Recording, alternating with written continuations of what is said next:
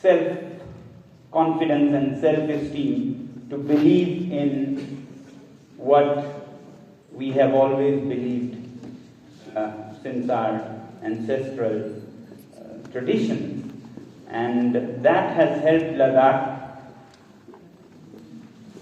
stand up more confidently or be less damaged by what came 200, 300 years ago from the Western world, to take it more critically, to admire what is good in Ladakh, its traditions, and only take the best of what comes from outside.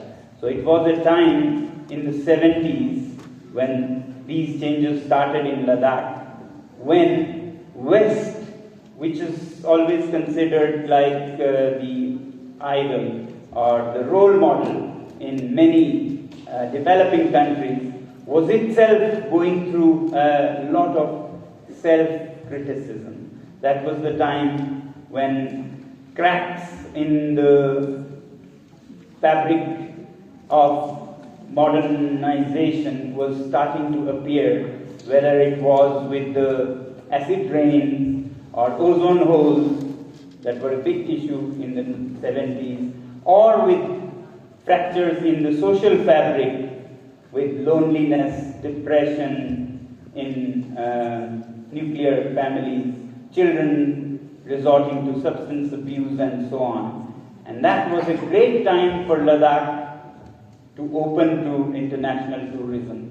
When all these were happening in the West, when books like Silent Springs and Small is Beautiful were being written. So Ladakh was very lucky to be open to tourism at such a point, and people like Elena came. And as we say in Ladakh and Tibet, if your country is surrounded by high passes, which Ladakh is, Ladakh means surrounded by high passes.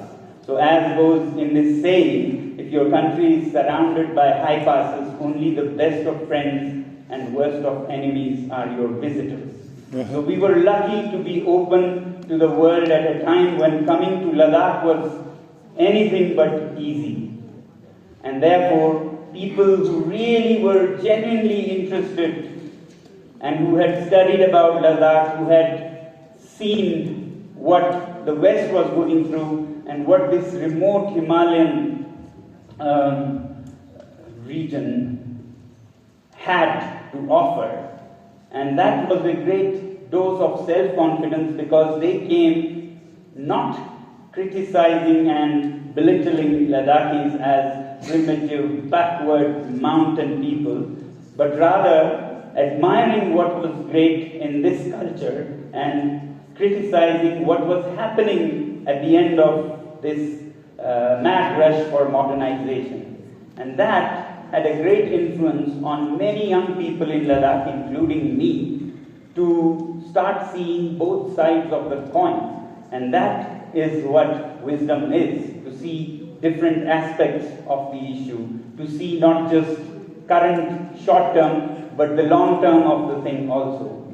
Unfortunately, this wisdom is needed in the whole world, but we are reeling under short-term arrangements. Our democracy is short-term. 5-year terms is all our leaders can think of. That can be very clever, to achieve what you can in 5 years and make sure you are reinstated. But nature doesn't work in 5-year cycles. And that's the result we are seeing from Uttaranchal to Himachal to Sikkim, all over Himalayas and Ladakh. The results of these short 5-year goals wreaking havoc. Nature works in cycles of decades, centuries, and millennia. So that wisdom we need. Companies work with short-sighted goals, unidimensional, but countries must work with long-term vision and wisdom. Politicians work with short-sighted elections in mind, but statesmen we need in Ladakh and all over the world who can see generations. That's the difference we need here in Ladakh and all over the world. We are struggling here to keep this cradle of ancient wisdom alive amidst all the onslaught of corporates and companies trying to take away all that is in Ladakh, whether it is the land, nature, culture, to bring big industries in Ladakh.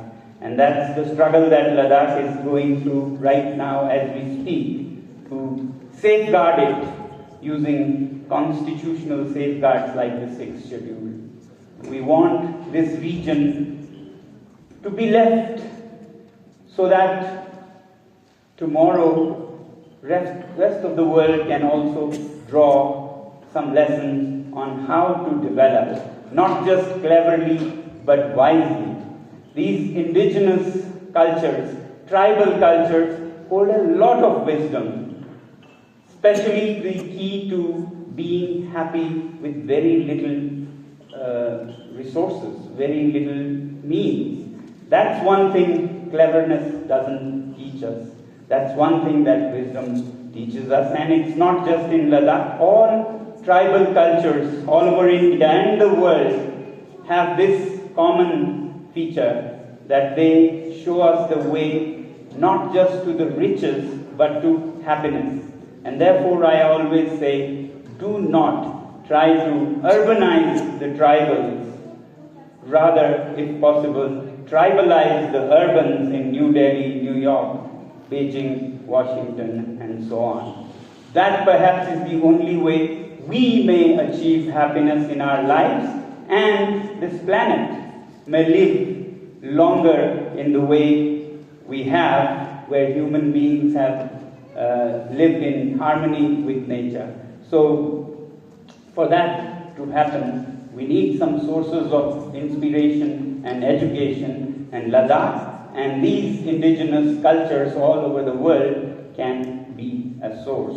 So, here again today, more than 30 years after what I said about wisdom and cleverness, I would say the same again. And we are continuing to work after 3 decades to bring that wisdom in mainstream. We are establishing schools like Sekmol and alternative universities like Hayal, where this wisdom is given more importance than short-term cleverness of our educational system that prepares people to exploit nature.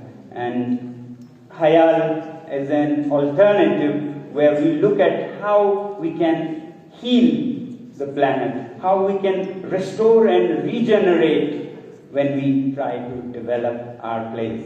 You're all welcome to be involved in this educational journey. You're all welcome to visit Himalayan Institute of Alternatives. I and Gitanjali will be available here, and you can visit there. It's only 20 minutes away. I once again thank you all for being interested in issues like this. It's not many who are nowadays, and for doing all that you are doing in your own places. It's this collective action that holds the hope for tomorrow. And with this, I wish you all best in your journeys, in your parts of the world, and for Ache Helena and all our efforts to go on for 50, 100 more years, and the effects to go even longer. Thank you very much.